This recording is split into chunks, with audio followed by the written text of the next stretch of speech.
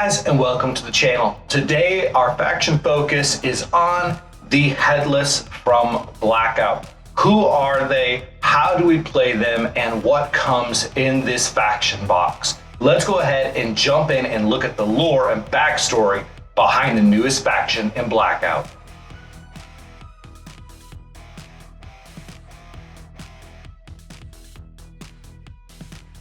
The Headless are an unknown and mysterious entity within the world of BLKOUT. They actually come from multiple different organizations and groups that have come together in order to fight what used to be the UN but is now known as the Authority. They have things like the Irafel movement, which was what the UN termed a terrorist group. They rose up during the Yellow Revolution, really came to prominence then. They've had run-ins with the Ibrahim, and they've had run-ins with Harlow and their Transvaal units that have had to do counterinsurgency against them.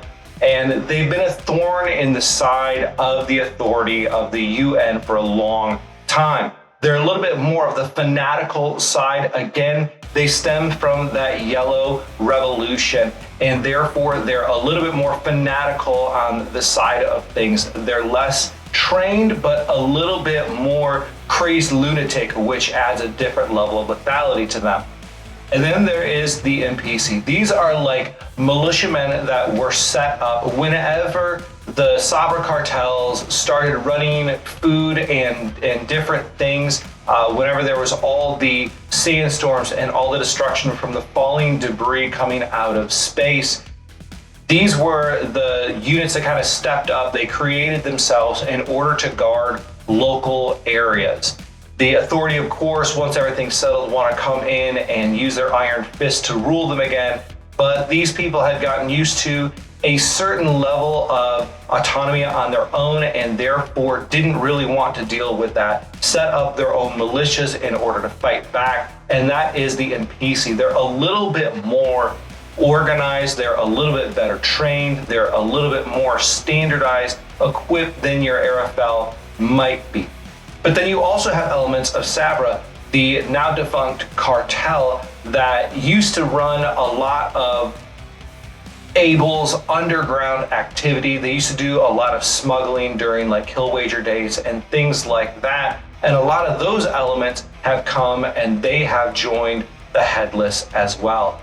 And then your really big one and kind of the most powerful part of the Headless is James Vasquez, who comes directly from Harlow Kinetic Solutions with his Jackal team.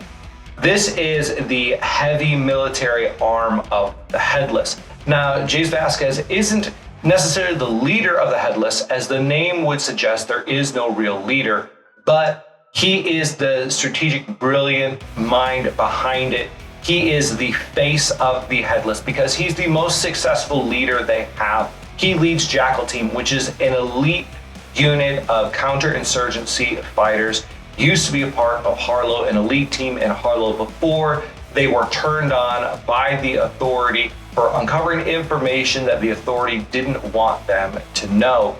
And rather than be eliminated, they were able to escape and have set up home with the Headless. Now, the real question is, how do the Headless run? What are they doing? What are their goals? And it's fairly simple, but also convoluted at the same time. The Headless have no centralized government. They have no centralized leadership. They're different groups that are coming together for a common cause. And sometimes that common cause is even a little muddy. You have groups that are more religious extremists, and then you have groups that have practical military objectives in mind. And they're working to be able to combine those together and work together in order to overthrow the Authority. Now, the big question would be, if they do overthrow the Authority, what happens then? Because surely these different elements aren't going to agree on what the next government looks like. But that's a future problem to look at. Right now, there's different leaders for different factions. Again, James Vasquez is a big name there. He is the leader of the Headless, as most people would think. Although he's not truly a leader, he's more an inspiring figure. He's more a strategic mind that's able to lead their military operations because of his experience with Jackal. Now, there's actually multiple different elements to the Headless now. Arafel has largely fallen apart. Impisi has largely, they've all kind of been dissolved into this larger group, but there are still different elements that make up the Headless. As mentioned, there's the Jackals. These are the elite commandos. These are the true soldiers that they deal with training the Impisi and training the Arafel members, making sure that operations are strategically sound. But again, they don't run, they're not in charge of the Headless. They're just one piece of the Headless, and they're better equipped, they're better managed, they have an actual command structure that they operate out of because, again, these are private military contractors. That's their background. Because they came from Harlow, we can pretty much assume that they all came from Tier 1 Western world elite military units on Earth. Therefore, they got a background within military structure, within knowing how to operate, having the equipment they need, having more advanced equipment than, say, their Impisi or their Arafel or the Sabra elements that make up the rest of Headless. Next, we have the Ash Drifters. Now, this is what you might think of as the supply chain of the Headless. They're not necessarily revolutionaries. They're not even rebels. They're really opportunists. They're kind of the underground element of Headless that makes sure that they get the resources they need. You could think of them as a pirate group or a crime group or something along those lines. They're trying to take advantage of the unrest and everything like that, and they've kind of found a home with the Headless. They're not really pushing for this revolution, but they're taking advantage of it in order to steal resources, in order to scavenge resources, and they do a lot to provide the Headless with what they need to continue their fight against the authority. Third, we have the Grey. This is the intelligence arm of the Headless faction as a whole. A lot of this are ex-Sabra operatives and elements that have worked there. They've worked in intelligence. You probably have a significant amount of authority officers that have gone AWOL, and they've found their home in the Headless, somewhere that they can use their skills without being a part of the authority machine that maybe they become disillusioned with, maybe they need to run from for political reasons or for other reasons that we may not know, and they found their home with the Grey, which's job is to provide intelligence, and that's what they give to the Headless. Finally, we have the Hollow Suns. This is the true fanatical backbone of the Headless movement. They are not necessarily well trained. They probably have some training from Jackal Team or things like that. They're not terribly well equipped, but they are extremely religious in their mindset. They view it as the authority is, by extension, a picture or the continuation of the world powers that were on Earth, and they believe that ABOL needs to be cleansed of those world powers, that it needs to be all about ABOL first. And it's actually got to the point where it's basically religious zealotry that they're fighting for. They fight the authority because they believe it is what they are supposed to be doing morally, ethically, religiously, however you want to put it. And they wear things that remind them of ABOL. They wear fetishes and things like that. They're a lot more shamanistic in nature, where Jackal is the organized, cold military arm. Hollow Suns is the fanatical, crazed, lunatic part of Headless that is just, you got to imagine Jackal Team is trying to keep them as organized and as focused as possible. But there's a lot of stories, there's a lot of information we have that these are very hard to control elements. The Hollow Suns can go off on their own. Vasquez does his best to point and shoot them, to control them, to put them in the right direction, to use them effectively. but you're really keeping them within parameters because they can go off and they can do things.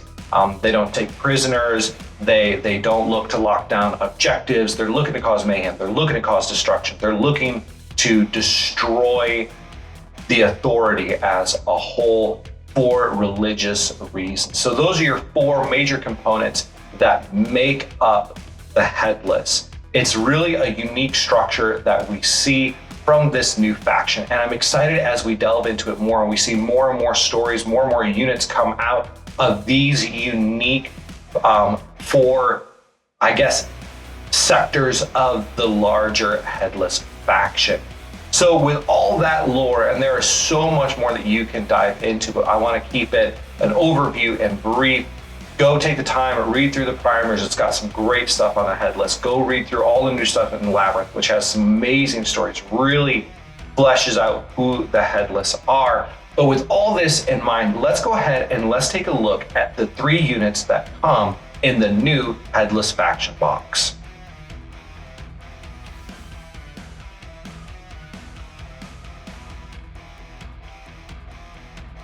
So first up, we have the Scrap King.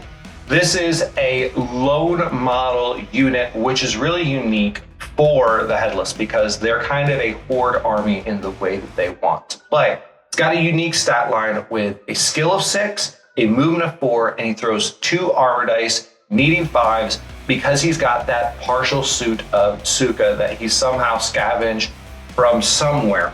He comes with 2 different weapons. He's got the auto cannon, which is a 4 to 32 inch, does damage 2, has medium and armor piercing 2, and then he has kick, which is a 2-inch damage 1 melee attack with armor piercing 4. This gives him versatility in close. He can close with you. He can definitely deal some damage. You want to keep some distance away from him.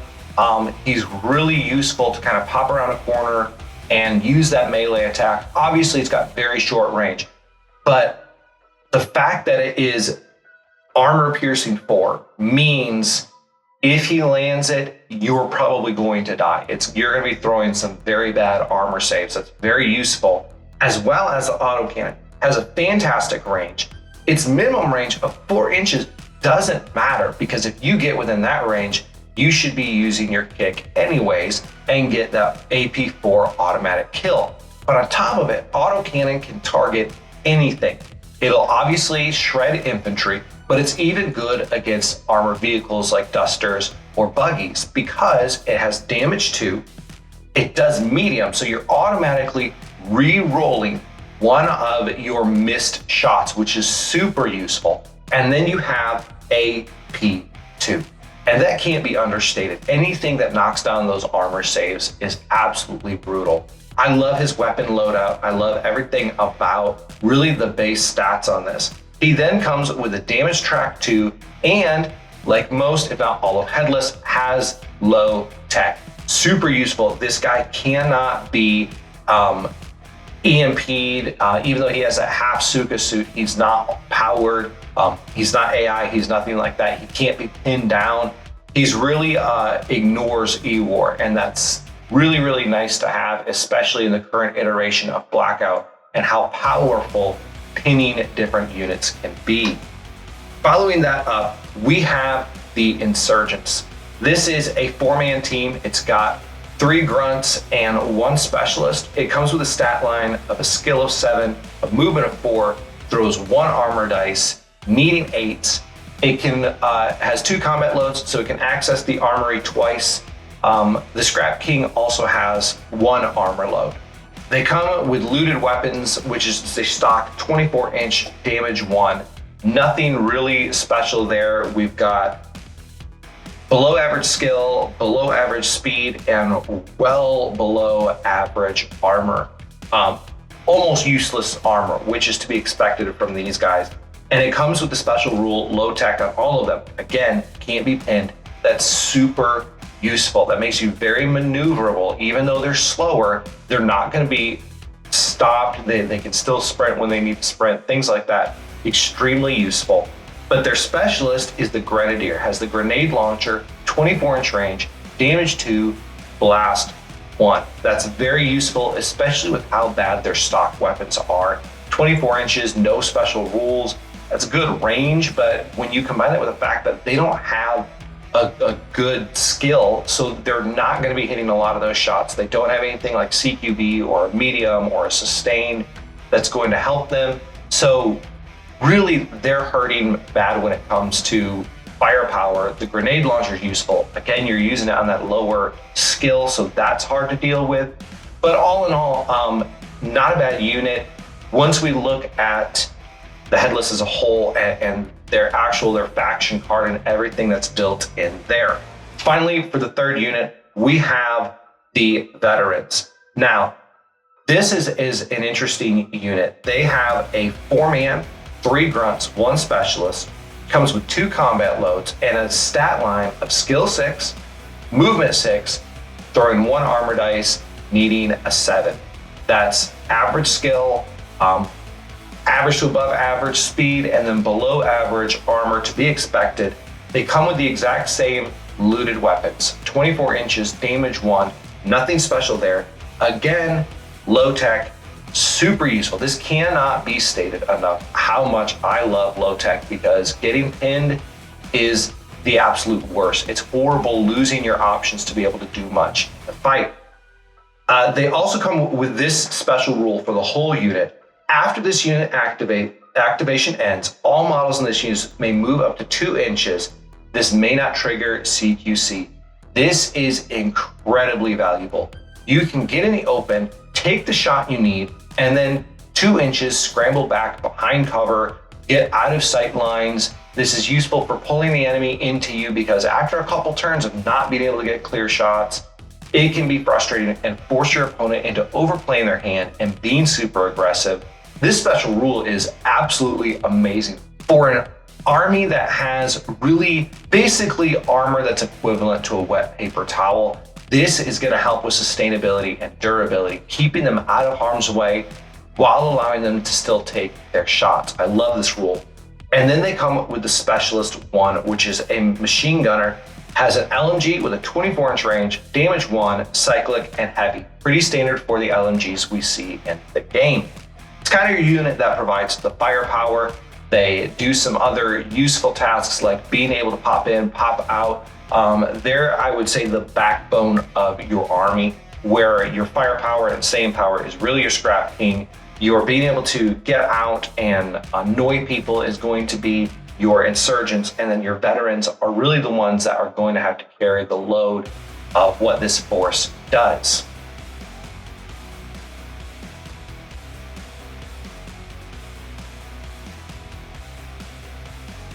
So let's go ahead and look at their faction card and what they come with. Their force rule is a really cool one. There's a lot of uniqueness to this army, and I think BLKOUT designers did an incredible job of making this a fun new army to play. So the force rule is after an NPC insurgent unit completes its activation, spend one control point to place an NPC grunt within 2 inches of a model in the unit, not in line of sight or within 8 inches of an enemy. You may never exceed the number of grunts on this card. So what this allows you to do is you can spend a control point to bring back one of the grunts that died in your units. Now there's some stipulations here. Can't ever go beyond your unit's original size. That makes sense. You can't place them within 8 inches of an enemy or line of sight of an enemy. And they have to be within 2 inches of a model from that unit. Extremely useful. This is a horde army. Rather than giving them 15 models, which probably would have been really hard to balance and would have felt really oppressive, especially if you played like Raid Team Alpha against Headless, you got a 3-to-1 model count. That can be tricky to balance, I think, especially with the way BLKOUT plays. Things like CQC would be extremely deadly, because you can just really throw bodies and hope to win that roll and win a lot of those fights. This is a cool way to come about making it a horde army. Being able to spend control point to bring back models is actually a really cool mechanic. I will say that this, combined with their battle drills, really does mean that control point management is the most important thing to this army. More than any other army, you have to be able to control how you use those and be very careful and very strategic on how you do it. So speaking of control points, let's go ahead and let's look at their battle drills. First up, we bring back an oldie, which is switchback, the same switchback that we see with Raid Force Alpha, and I absolutely love this. Place a smoke token within 4 inches of a model in this unit before activating. All models can move up to 2 inches before activating. It's a good smoke rule. It lets you move a little bit before you actually start your activation. Very useful. Controls sight lines, controls who can shoot you. It provides some durability. It provides some cover. And once again, it fits in with the theme of these guys are trying to sneak around. These guys are really trying to be annoying pests. They're not trying to blow you up in a blaze of glory. They're really going to be this very loose fighting force. Next up, we have displacement. 2 models in this unit within 4 inches of each other may swap places before activating. This is really cool. Situational, sure. I've gone games now where I've not used this. It's fine, especially with how you need to use your control points. You may not use this one, but it is super useful when you need to take out a target and your Grenadier or your LMG are not where you need them to be, but they're close and somebody else is. Use this, swap places, take a critical shot. It's just very, very situational, which I like, because you don't want too many battle drills in this army that you're like, I have to use this, because you want to keep those control points active for when you need to add back some grunts and you need some more bodies on the field. Then the third and final battle drill we have is tunnels. This is my favorite, super unique, super flavorful for this army. Models in this unit may be placed up to 3 inches before their reposition step. If they are placed in line of sight of an enemy model, that model may target them with the Overwatch reaction. Sneaky movement, it gets them to different places using a control point, get to move them up to 3 inches. I like the fact that it's mitigated a little bit by if they're placed within line of sight, they can be overwatched. That's a really cool mechanic, I think, for this army to have. Keeps them from being very overpowered in that movement, but really allows them a lot of extra space to work with. Basically, it keeps the opponent guessing. Let's go ahead and look at their armory. This is a good armory. It's very, very useful because they have a lot of combat loads with 5 total. They can use 5 combat loads, which is a great number. And they need it because their base weapons on their 2 big units are not good. They need to be able to have effective armory options. So the first is Mag Dump, which is 24-inch, damage 1, cyclic. Very useful for a low skill army to be able to get a second chance to make shots. This is probably not as much useful for cyclic, shooting one model, killing it, shooting another model, killing it. This is probably more needed just to kill the first model because, again, your skill levels are so low on these guys. Very useful to have, and it basically just adds a special rule to your base weapon. Then you have Satchel Charges, 6-inch range, damage 2, blast 3, armor piercing 4. Super short range, but super useful in an army where you can basically run guys up the board, sacrifice them, and bring them back with a control point. This is an incredibly useful thing. It's like a kamikaze or a suicide bomber type of thing where you're going to die after using this. But it is such high value because that blast 3 has a massive range. And then you've got armor piercing 4 and damage. This will take out a duster. This can very easily take out a duster. This can take out groups of infantry, even high armored infantry because of all that armor piercing. Very useful, but you will die after using it, so be aware of that. Disposable launcher has a 4 to 18-inch range, 3 damage, blast 1. This is just simply your anti-vehicle option. It gives you another blast weapon, sure, but it's pretty short range, and really the thing is the 3 damage that it causes. It's just a little bit longer range option to take out things like a duster or a buggy that you really need to. But for the most part, I would probably try to use satchel charges and sacrifice a guy if I have to before I would use that. Nothing bad, but the 3 damage isn't always the most useful tool in the bag.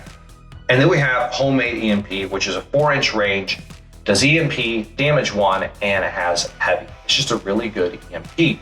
Very useful for an army that is all low tech, doesn't have AI, doesn't have power, has none of that. It's very useful that they can take advantage of forces that are using AI and can cause a lot of damage to them. So let's talk really quickly about play style and about strategies for the Headless. Let me say that they're a fun army to play. I've played some games with them now. I've gotten a little bit of a feel for how they want to play, and I have to say, they are fun. They're unique, they're flavorful, they feel different from every other force you play. They are a true horde army.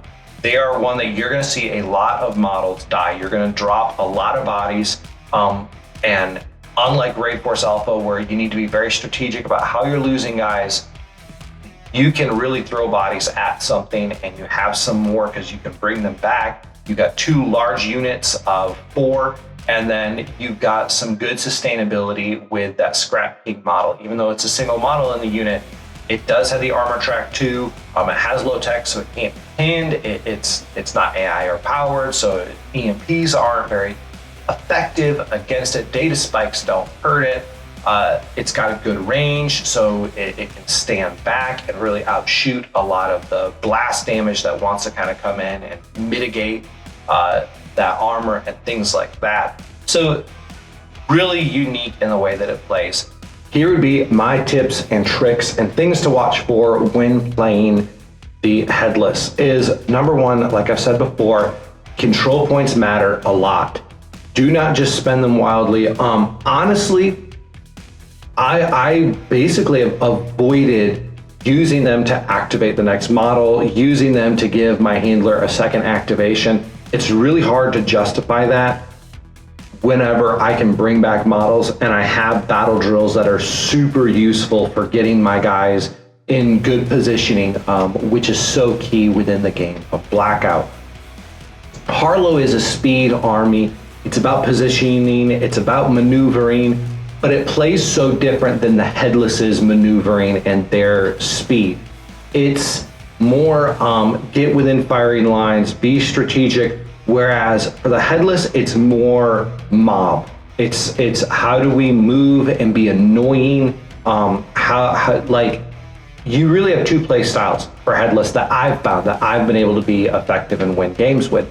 Is number 1, play like a pest and constantly shoot and then run away and be all over the place, but not allowing your opponent to really do anything. You don't have to be doing much either. You just have to keep the game at a stalemate and annoying them as much as possible until you just aggravate them into making mistakes, to make them come to you, make them overplay, and then pounce on them. The trick with the Headless is it has to be overwhelming fire. It's really hard. Your veterans can give you a little bit of one-shot kills. Insurgents, that one less skill really hurts, especially when you're shooting into cover, throwing 1 dice, hoping for a 7. You know, even throwing 1 dice, hoping for a 6 can be just so aggravating at times. So you need to make sure that you got multiple people shooting. So number 1 is, I call it my gnat strategy, and it's just always be buzzing around, always be bothering them. Don't give them clear shots. Use your veterans to pop out, take a shot, pop back in. Use your battle drills in order to kind of float around the battlefield and just play like smoke. Make yourself uncatchable. Annoy them until you have the opportunity. I've played a game where we didn't have a single death until round 4, which is so crazy for the game of Blackout. Every round went so fast because I was just maneuvering to not die and basically annoying them and forcing them into bad decisions, bad placement, overplay themselves, make them think too hard about how are they going to trap me, things like that. So that's playstyle number 1. Playstyle number 2 is play it kind of like a zombie horde. Basically where you move up in groups, obviously not completely grouped up because one blast shot will rip apart everyone. Armor's so flimsy for this army, that you can easily lose multiple guys with one blast because they're not going to save it. But move them up in groups and then pounce. Try to find where maybe they're extending a model too far. Maybe they've left somebody on their own. Maybe you see the opportunity where, man, I'm not going to get return fire. I'm not going to get overwatched here, and mob them. Maybe that even means multiple models into CQC, hoping to get lucky and take them down. Again, you can lose a couple models, and especially depending on who you're fighting against, you can bring them back, or losing a couple models is worth it because they're like, if an RFA, losing one of their models to 3 of yours is worthwhile because they need them more than you do. Obviously, this changes on scenarios, things like that, but having the large body count that you can bring back, you got to be very conscious of that. But that also means that you have to use those control points in such a strategic way. I don't love using them early with this force because they're such nice get out of jail free cards where you can bring back models. And I've had that feeling late in the game where I'm going, I really wish I could bring back one of my veterans right now that I really need in order to close out the end game, but I use my control points really early. Speaking of control points, one thing to keep in mind, I said I don't use them a lot in order to activate a unit first or in order to reactivate my handler. Sometimes reactivating that handler, depending on who they are, is incredibly valuable because you lack consistent firepower in this force outside of getting to your armory and things like that. So if you can claim a kill, that can be very useful. But again, just be aware of the fact that if you are using control points on battle drills and on reactivating handlers and activating a unit next, things like that, that has to change the way you play. Because if that's how you're going to play, you cannot play a game of attrition later on because there are multiple other armies that have 9 models in it. And therefore, if you're not using your faction rule, it changes the way you're going to have to play the game because you cannot throw guys at them. You can't play zombie mob style. And even that Nat style, you can play it, but you've got to be very careful then and that you don't overstep yourself. It can be very tricky to play, hey, I'm going to be annoying, but be aware of how can I be annoying without them taking advantage, without me overplaying my hand. Headless is extremely fun. They're awesome models. I got to paint them up and they are incredible. They're awesome lore. They're such a unique faction in the way that they're written and the way they operate. And all of that is then put into the rules and makes them so unique and makes them so much fun to play. If you just want a faction where you want to straight out have fun, that is definitely the Headless. I don't know that they're an easy army to pilot, but they are a fun army to pilot. That is for sure. I hope this has been informative. If it has, would you hit the like button? Leave me a comment. Let me know your thoughts. Let me know any questions that you have that I can answer. If you have not subscribed to the channel, that would be awesome if you would do that. We've got a lot more content coming out, especially with Labyrinth dropping. We've got things like battle reports and how to paint and all kinds of fun things that you're going to be seeing on the channel. So until next time, I will catch you guys later.